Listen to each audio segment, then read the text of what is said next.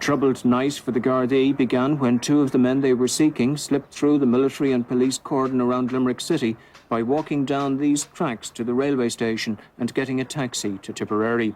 The two women they had forced to accompany them contacted Gardaí and then went to Roxburgh Garda station, where they told how the men had evaded patrols and roadblocks all the way from Dublin to Limerick.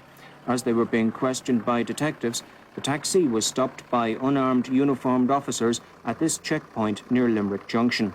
The Gardaí, becoming suspicious, radioed ahead for assistance. A patrol car containing an armed detective stopped the taxi at traffic lights in the middle of Tipperary town. The two men were taken out of the taxi and driven to the Garda barracks, where both managed to escape.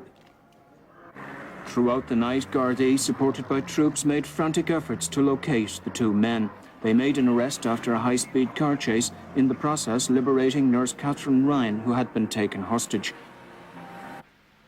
Gardaí had today sealed off the scene of the crash, which preceded the arrest of one man and the release of his hostage, Miss Catherine Ryan, in the early hours of this morning.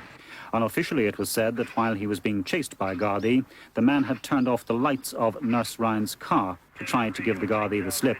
But in fact, he crashed at speed and overturned the car at this bend in the road about 1.5 miles outside Borrisoleigh in misty and dark conditions. The man had abducted Miss Ryan and hijacked her car at Kilross, about 4 miles from Tipperary town, 2.5 hours before the crash, which occurred at 2 to 3 this morning. Gardaí say that the man dragged Miss Ryan from the upturned car and used her as a shield against them.